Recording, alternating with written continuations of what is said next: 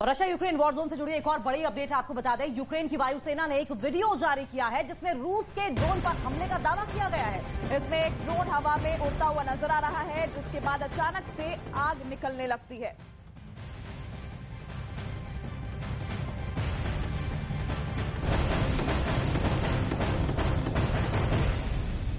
रूस के ड्रोन पर हमले से जुड़ी हुई बड़ी खबर इस वक्त हम अपडेट करें। तस्वीरें भी साथ साथ दिखा रहे हैं जहां यूक्रेनी सेना के ड्रोन पर हमला बोला गया है और रूस ने यह पहली दफा कदम उठाया नहीं, बल्कि इससे पहले भी ताबड़तोड़ हमले होते रहे और जिसमें ड्रोन की भूमिका बहुत बड़ी है।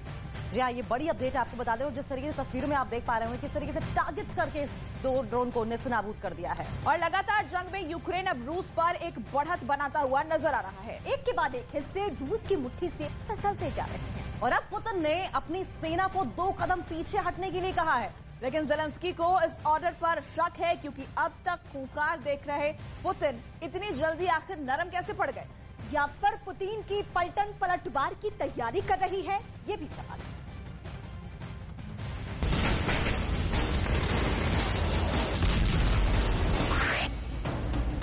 ये खेरसौन की जमीन है और यहाँ पिछले 1 महीने में इतने गोले बरसाए गए हैं कि हर तरफ मिट्टी में बारूद की महक है।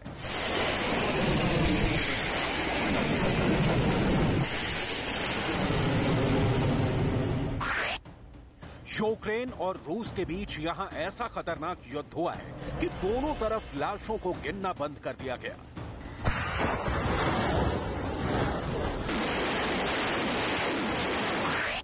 पुतिन ने ज़ेलेंस्की को घुटने पर लाने की बहुत कोशिश की, लेकिन अब ज़ेलेंस्की ने खेरसौन में गेंद पलटना शुरू कर दिया है। सवाल है कि क्या खेरसौन में पुतिन के लिए रेड लाइट जल चुकी है? क्या खेरसौन पर कब्जा पुतिन के लिए बड़ी मुसीबत बन गया है? क्या ज़ेलेंस्की ने रेड लाइट दिखाकर पुतिन के सबसे बड़े गुरूर को चकनाचूर कर दिया है? ऐसे में पुतिन क्या करेंगे, ये बड़ा सवाल है।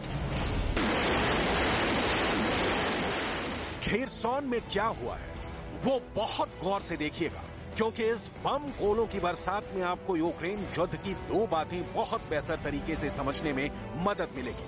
ऐसी बातें जिनसे आपको इस युद्ध के नतीजे की भी साफ साफ तस्वीर नजर आएगी। खेरसौन में क्या ज़ेलेंस्की मजबूत हुए हैं या पुतिन अगर कमजोर हुए हैं तो इसकी वजह क्या है? क्या खेरसौन में जवाबी कार्रवाई वाली ज़ेलेंस्की की टक्कर पुतिन के लिए डॉनबास में खतरे की घंटी बजा रही है? दुनिया भर में मीडिया बता रहा है कि ज़ेलेंस्की को खेरसौन फिर से मिलने वाला है। मॉस्को टाइम्स ने छापा कि खेरसौन की एक बड़ी सरकारी इमारत से रूस का झंडा भी हट चुका है। अमेरिका से लेकर यूरोप और अरब देशों का मीडिया भी यही खबरें छाप रहा है। खेरसौन पर पूरी दुनिया की नजर है। देखा जाए तो ज़ेलेंस्की की फौज को रोज नई ताकत मिलती जा रही है। खेरसौन को फिर से जीतने वाले जज्बे के बीच बड़े बड़ों के बाद ग्रीस भी यूक्रेन के लिए आ गया है। ज़ेलेंस्की से मिलने ग्रीस की राष्ट्रपति कैटरीना कैपुअल कीव आई और बहुत बड़ा तोहफा दे गए। उनके साथ ग्रीस के रक्षा मंत्री भी थे और ये दौरा अचानक हुआ और साथ में ज़ेलेंस्की के लिए बहुत कुछ खास लेकर दिया है।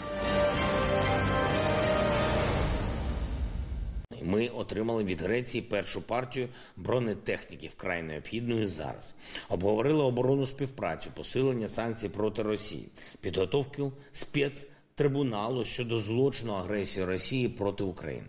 Звичайно, говорили і про відбудову України. Для Греції все це особлива тематика. Спільнота українських греків традиційно живе на півдні нашої країни, у багатьох містах, селах, значна частина яких дуже постраждала від російських ударів. Багато греків жили в Маріуполі. ज़ेलेंस्की के लिए खेरसौन में बड़ी खुशखबरी है। रिपोर्ट्स हैं कि रूस के कमांडरों ने फैसला लिया है कि वो खेरसौन के पश्चिमी हिस्से को खाली करके नाइपर नदी को पार करके पूर्वी छोर पर आएंगे।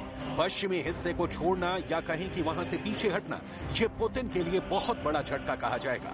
खेरसौन नाइपर नदी के दोनों तरफ है और ये वो इलाका है जहां रूस का कब्जा युद्ध के शुरू में ही हो गया था। खेरसौन बहुत अहम है। यहाँ पर एक बांध भी है जिससे क्राइमिया के पानी की सप्लाई होती है।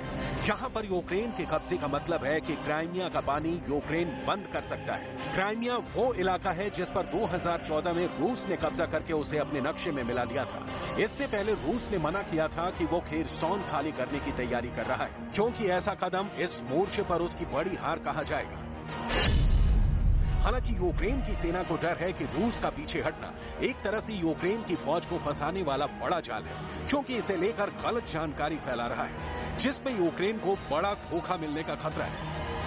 Продовжується так звана евакуація окупантів з тимчасово зайнятої території Херсонської області, зокрема і медичних закладів. З лікарень Херсона вивозиться все обладнання та медикаменти.